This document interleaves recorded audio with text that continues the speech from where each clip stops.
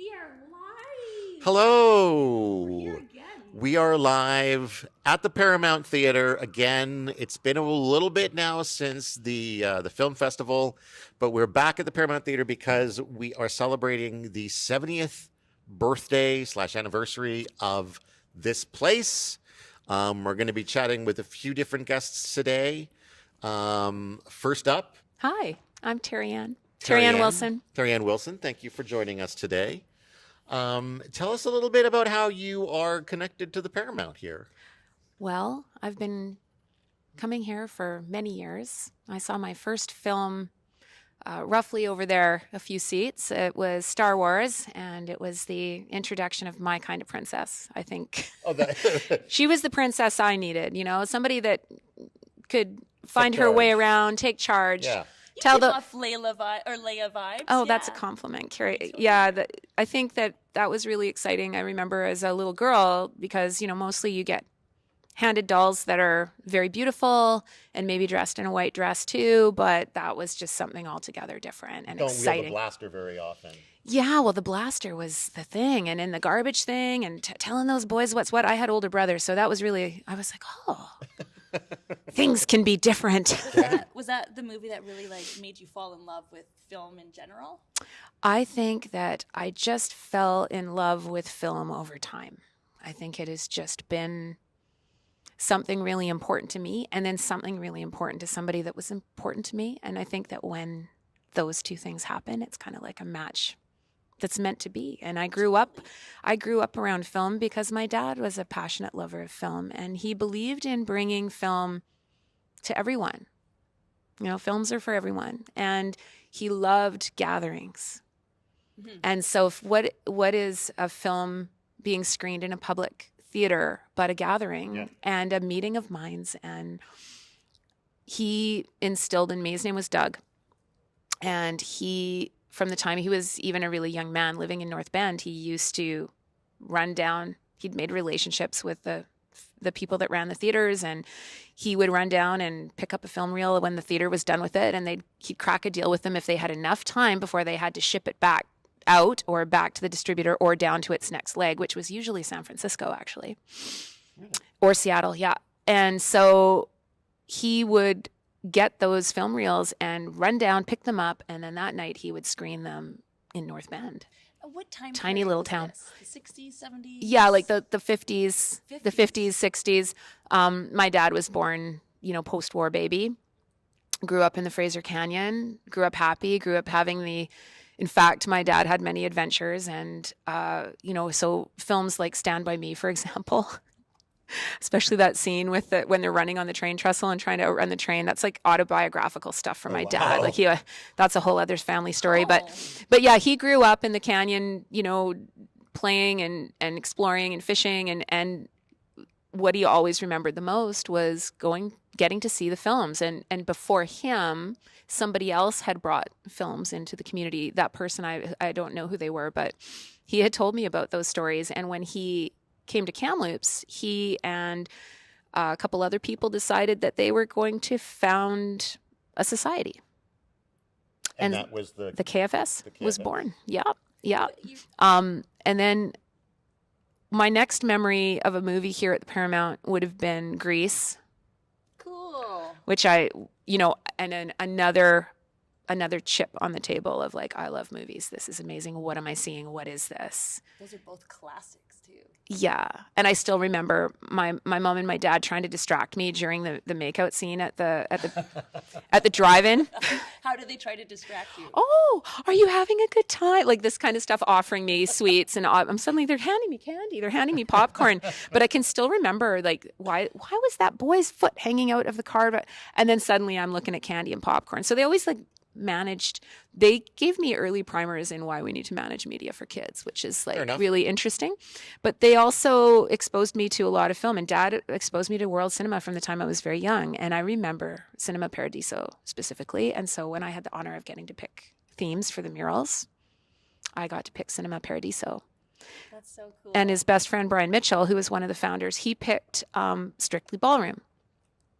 Because the KFS hit hard times at one point, and Strictly Ballroom came out, and they thought the KFS wasn't going to make it. And then they screened Strictly Ballroom, and it saved the KFS because everybody came to see it. Oh, wow. Oh, yeah. I'm ashamed to say I don't know what that is. I've never seen Okay, it. so Baz Luhrmann? here's the problem with talking to me about movies is when you leave, I give you homework. It's good. This is homework I will do. But I do remember seeing Grease here at the Paramount, and I also remember seeing it later at the drive-in. And I've been handed this. I love getting handed old junk because So do I. Dad and I he held on to those projectors for years for the community. Like he had a whole bunch of projectors.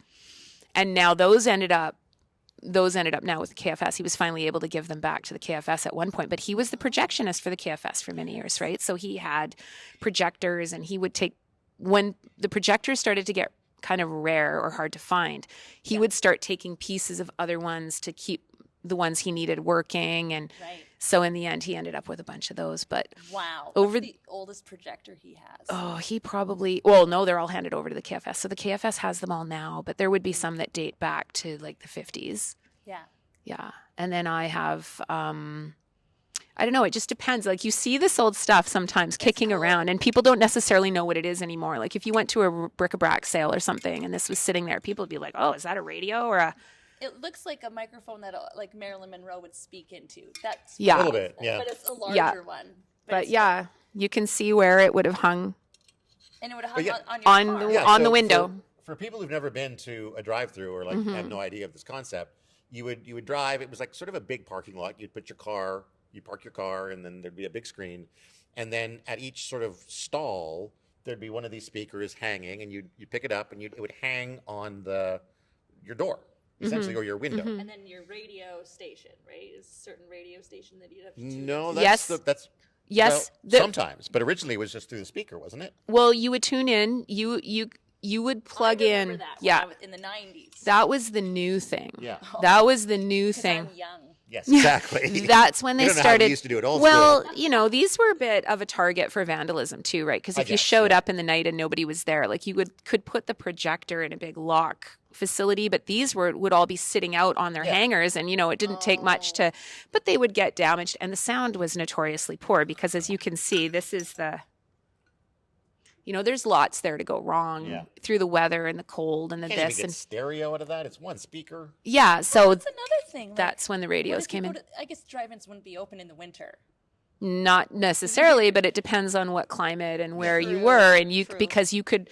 I remember going to the drive-in when it was very miserable out, and you put it on and you just rolled the window up, so then the speaker would just be up higher, right? Right. Yeah. Because it's hanging off the top of the window like this. So if you rolled the window, I can remember my dad one night when it was really windy and it was cold, and he rolled the window up, and it was cozy, and we were cozy in the car watching the movie. But when you could get it through the radio, I actually remember asking, "What about the speaker? We don't need the speaker anymore. Now we use the radio." Big technological jump. Oh, that was a big jump, right?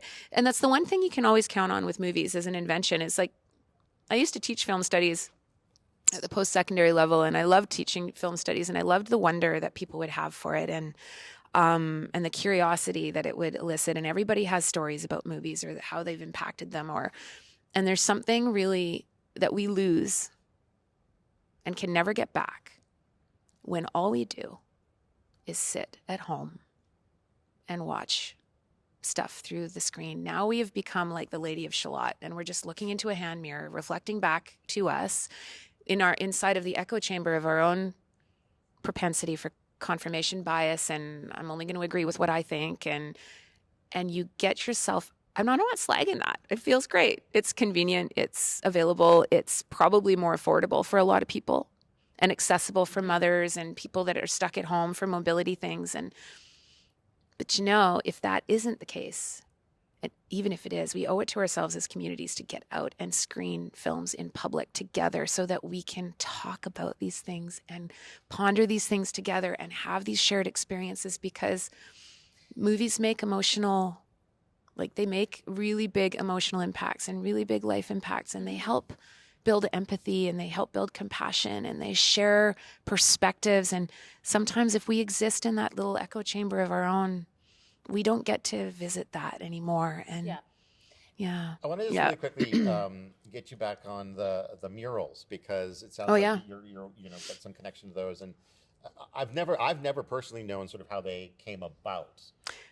Deshaun Maglin was the first ED for, once we got the Paramount under, like, KFS was helping to keep it alive, the Paramount Theatre. Of course, the Fawcett's are the ones that were the life support behind the Paramount and the KFS. Because if we don't have a place to screen our films, we don't exist. Our mandate is to bring films to the community, to help local filmmakers get their films screened and seen. And but when Deshaun first took over running the theater, he, while doing everything at the same time, was also trying to apply for grants. And he got this amazing grant that empowered him to engage artists to put the murals on the buildings. And I believe that, we do deal with a lot of vandalism in the community, and there's various reasons for that. And people have various reasons for expression of their frustration. And sometimes they hit the Paramount. And we just wanted to do something that would deter that, because when you have something really beautiful, even the most angry, frustrated, disenfranchised individual doesn't want to be the one to wreck it. Right. Because they're like, well, I have a right to be angry right now, but I don't have to take it out on this, because maybe this, they enjoy it at some points too, right? So they leave it, and it's lovely. And we really appreciate that as an organization, when people recognize that the theater's for everybody to enjoy. Has it been functioning? And so it's somewhat of a deterrent, but also as a way to engage these artists, but also to beautify. It's beautiful. It's really special. Make the theater special. Deshaun was always wanting to make the theater special, because it is special. Yeah. And when you give people things to find special, then they come. And I think that was one of my favorite meetings ever. He came and he said, look, we got this grant, and he says, we got these artists engaged, and you guys we're looking for ideas for the mural. And we all got to have an idea, and all our ideas are in the mural, and it's fantastic. Strictly Beautiful. Ballroom is there. Cinema Paradiso is there, which was a film that was really important to me, because that was one of the first films that I really, really connected to as a young person, admiring, because I'd never seen a movie like that. These are international films. I know a lot of people, if you want to go watch whatever the latest movie is, that's great. That's enjoyable and it's entertainment. But some of these films, they change who you are. Yeah. And they stay with you. Yeah. Have you ever made a movie? Yeah, I've made a few. tell us about that. But yeah, I have worked in movies. I worked in front of the camera, behind the camera, production teams. Some of the best times of my life were doing that. Some of the hardest. Yeah. Making movies is tough. But it's also very rewarding. And then eventually there can be a time to walk away from it. And what's left for me now is keeping the places that we can screen these films alive, because we're meant to watch these films together. We're meant to watch them in a crowd. They were designed for that, for a 74-foot screen. And so let's get back to that. And that's where I put my focus now. But yeah, every once in a while I get a bug to shoot a little movie or whatever. And usually this is where we use it to help keep promoting the Paramount and the next generation of film lovers. Amazing. That hopefully come to value this like we all do. Yeah. Yeah. All right. Well, thank you so much for taking the time to chat with us today. I'm such a blabbermouth, but I love this stuff so much. That's the thing. I could have kept going with this conversation forever. We got more guests lined up, and you got things to do. And they have wonderful things to share. The people I meet in this organization, they're awesome. Yeah. So enjoy. Absolutely. Thank you so much. Your next encounter, because I always do. Thank you. Thank you so much, Take care. Carrie. You're so welcome. Thank you. And up next, we have, is this Colleen? No, this is Terry Hadwin. Oh. How are you doing, Terry? Amazing. How are you? I'm very well, thank you. Great. We were just talking about, the idea of film as a sort of collective experience. Do you have thoughts you want to share on that? As a collective experience, you mean enjoying it in a group? Yeah, basically the idea of like going out and enjoying a film together with a bunch of people in the cinema, rather than, say, watching it on a DVD or streaming at home by yourself.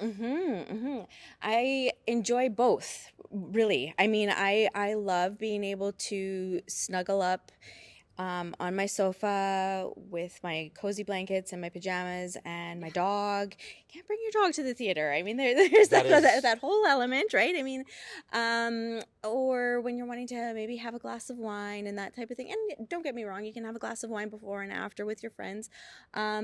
But I like both elements. I really, really do. And I like having the choice between the two. I like being able to, you know, like make an experience out of it. You know, it's a date night with my husband when we go out. Whereas, you know, when we're watching a movie back at home, it's not necessarily date night. It's sofa time.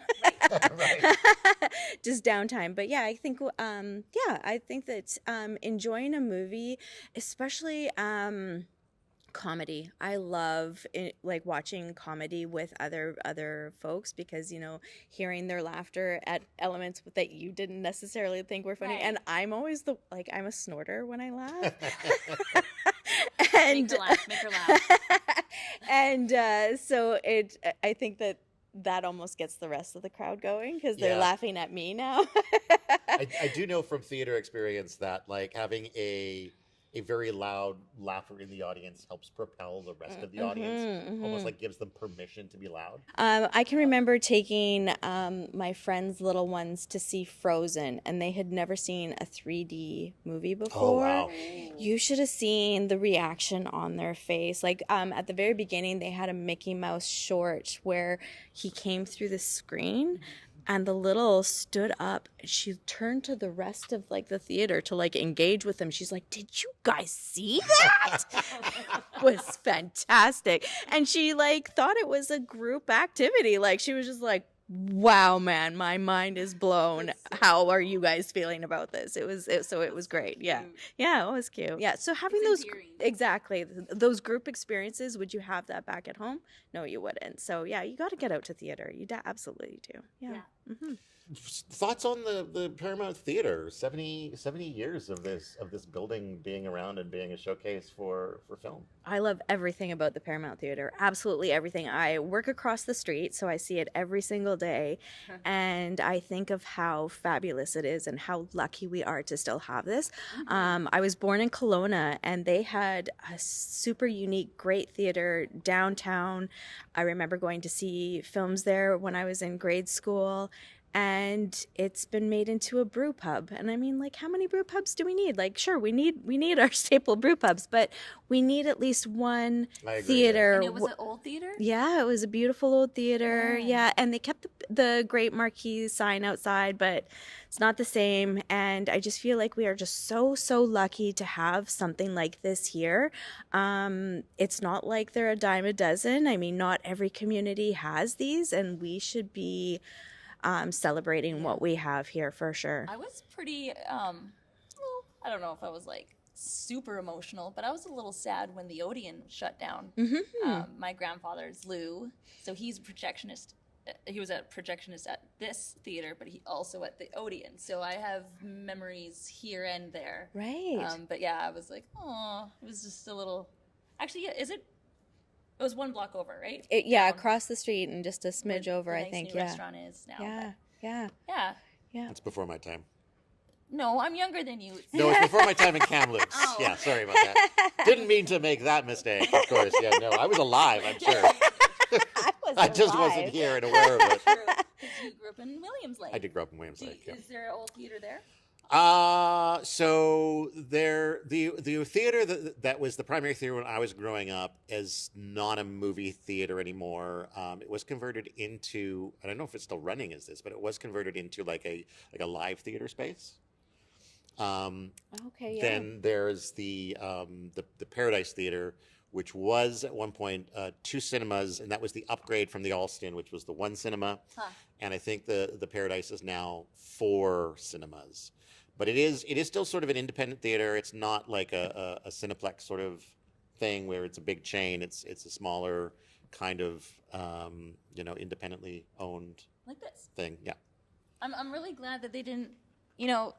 Things aren't so new here. I hope we keep it as original as we can. Yes. What do you think? Yeah. I would love to see some updated seats personally. I don't know. I'm a sucker for old, crummy stuff, I guess. I mean, like nostalgia. It's got the nostalgia thing. It's just it can be no disrespect to the Paramount, because I do love the Paramount. It can be tough to sit in for a whole movie You have a sometimes. numb bum right now? Not right now, but ask me again in 20 minutes. Remind me to ask you again in 20 minutes. I will not do that. Yeah. I'm also I'm a huge fan of, and if I had more time, I would probably try to join them. But the Kamloops Film Society's work in either bringing in sort of newer, more under the radar films, or for me especially, bringing in older films and giving them a chance to live in a theater again. Mm-hmm. I have been so lucky to see so many of films that were came out when I was a kid. So I'm a big horror guy. Right. And so like I've seen, stuff like growing up, I would have watched like The Thing and Well, we watched, what was that? Friday the 13th Part 1 And? Hellraiser. Hellraiser, yeah. That have all, they've screened here earlier this year, I guess, 2001. My favorite movie of all time. First time I've ever been in a position to see it in a theater. Nice. Hellraiser. Amazing. Hellraiser. No, 2001. Oh, okay. Okay. Hellraiser is but it's a great film, but yes. not my favorite of all Okay. time. Okay. Yeah, it was so cool for me to see something that I would never have a chance to see in theater, because it was just before I was born. Mm-hmm. And, yeah.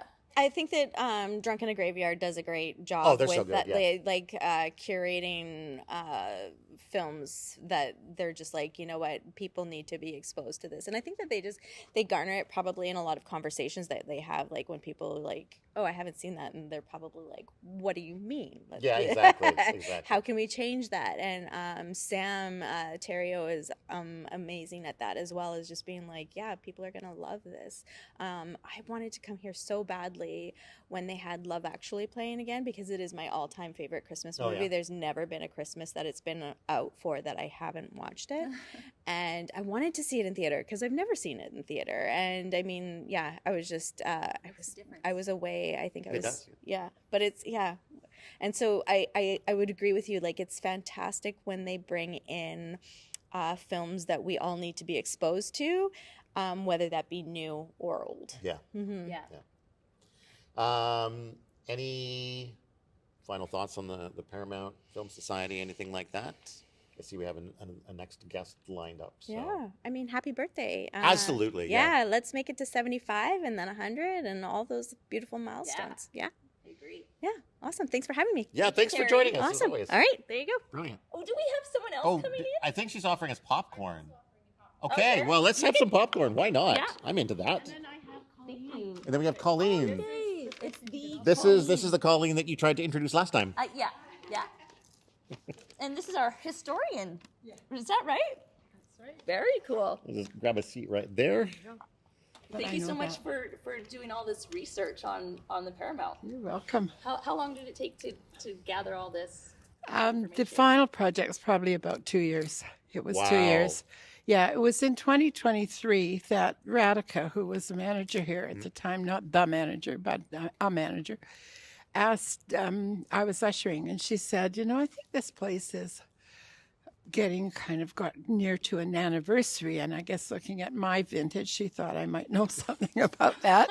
So I said, well, I know where to find that out. So I went down to the archives where I've done some other work there and found that out, but I also found a big file that had all the old theaters and a whole bunch of stuff and a bit of gossip and etc.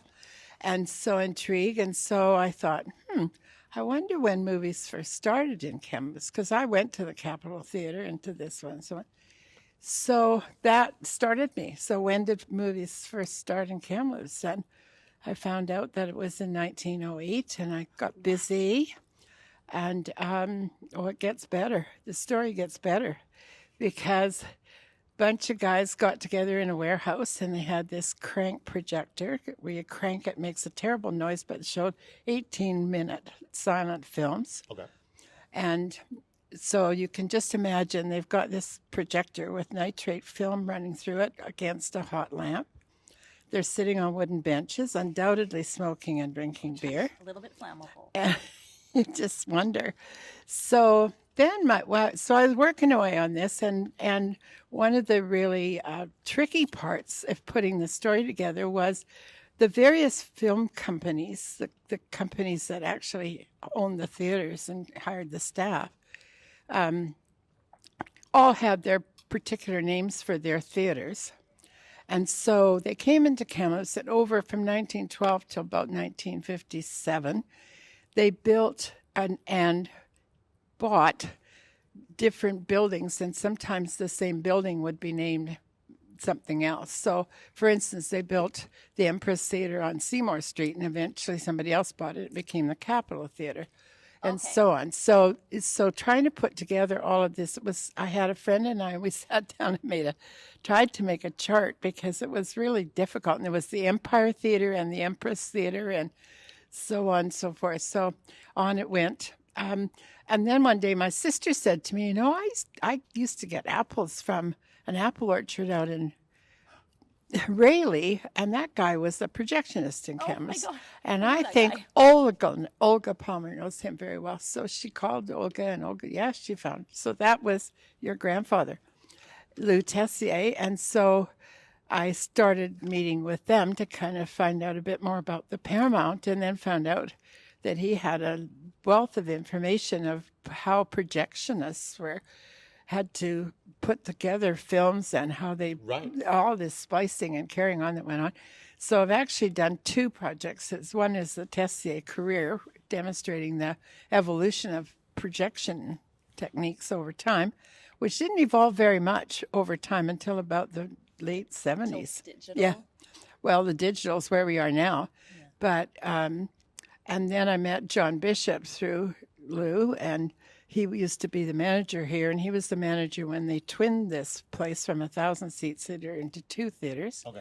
When guess what? When 1950s, when TV came in, the interest in movies went down a bit. The audiences went down, and then it surged again.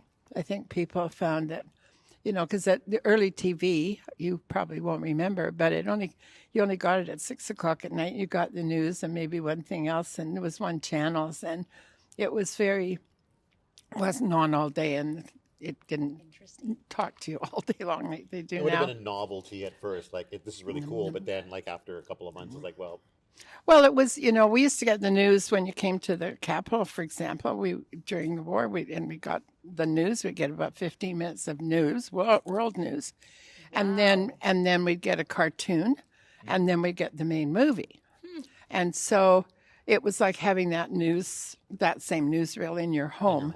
Yeah, but it was small, and it didn't have a movie with it, and there still weren't movies on TV. So. And there's nothing like the big screen. I mean, I think everybody's learned, and certainly the revival of the Paramount has really demonstrated that people like to come out and kind of experience the movie together. And even though you're with strangers, you kind of have a general audience response. And I know in the operas now that we've got here as well, people clap with the people in New York. And I told them, I said, clap, because you're clapping all around the world. Everybody's clapping at the same time. We're all watching it live on TV. So if you're moved to clap or cry or call out bravo, do it. That's fine. We're there. Yeah. Because it's live. We're there at the time. So it's good. Well, what's the most interesting thing you learned doing all this research? Oh, there's no one thing. It was all absolutely fascinating. Doing that kind of work is like putting together a jigsaw puzzle. Yeah. Yeah, especially with all the name changes and different owners for the same building. Yeah. It's hard to sometimes connect the dots. Yeah. It was fascinating to see how one of the things, I guess, is the kind of how things circle. And in 1897, the city decided they really need to have some kind of a theater, and they needed sports facilities. So they got together with the Agricultural Association, had an exhibition, and used the money to build musical. I love this. The Musical and Athletic, not the sports and music. The Musical and Athletic Association building. And it housed theater as well as all kinds of sports. It had a reading room. They added sports to it. It had a bowling alley. What? And the Metropolitan Opera from New York decided they'd come. Boris Johnson was here preparing for Frankenstein. He did all his practicing here. Pauline Johnson read poetry. There's some really interesting, Boris Karloff, I think it was. And wow. not Boris Johnson, Boris Karloff. Yeah, it's amazing. Wait, The Boris- history of that. He was He was Frankenstein. He was Frankenstein for years after that.